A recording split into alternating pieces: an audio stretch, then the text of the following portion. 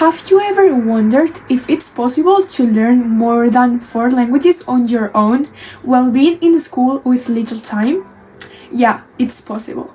And today I'll show you how.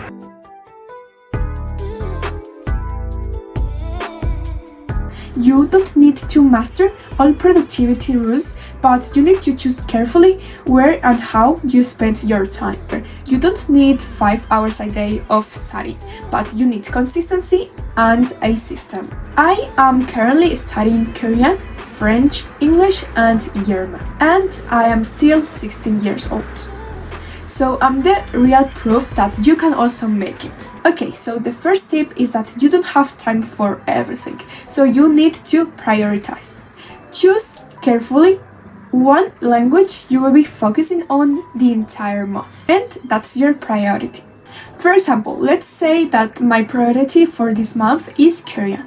Then I'll have to study Korean each day. But I don't mean like studying grammatic rules and those boring things. But I will need to study or just listen a bit of Korean, read a bit of Korean, I don't know, but have an input of Korean every day.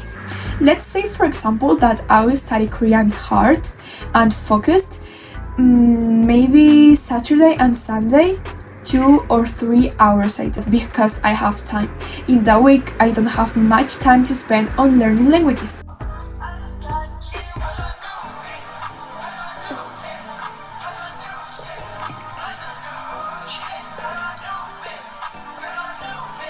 Be consistent every day, even if it's just for 5 minutes.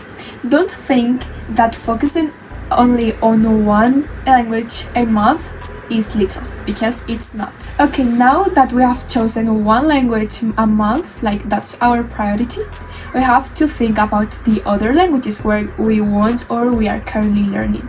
We're going to organize the time we spend on them based on our fluency. For example, if I'm almost fluent in French, let's say, then I will study only 10 days or maybe less, like 5 days a month. Okay, so maybe if I am in an intermediate level of German, I would put 2 days a week. Like you can divide your study sessions monthly or weekly. So the overall idea is to choose one language you will focus on a lot in the month, and then put little study sessions of the other languages you are learning. Tip number 2. Don't base yourself in time, but in tasks. What do I mean? Like don't put, I'll study German for X hours a week or X hours a month. Instead, put tasks, because you'll see that this is more productive than basing on hours. For example, Korean is my focused language, and in this month I will have read maybe 2 or 3 stories, online stories. You know, like you have to put tasks instead of putting the amount of hours you're going to study that language, because at the end it's more achievable to complete tasks instead of achieving hours. Like you don't have much control on the time you spend learning, but you have more control on the time you spend doing tasks and actually completing things. Also, this works a lot better if you are lazy or when you are not truly in the mood of study. Because you can say, okay, so I'm going today to listen to one podcast. You're going to make it, like truly make that task, instead of saying, I will study for 1.5 hours today.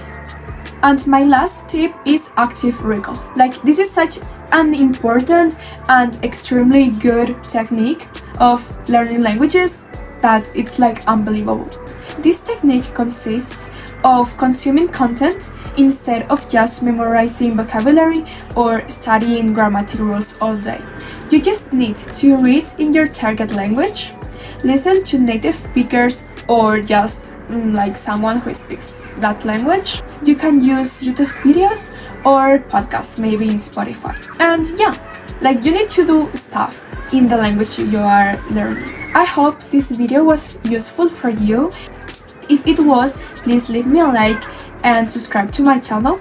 These are the topics I like talk in my YouTube channel.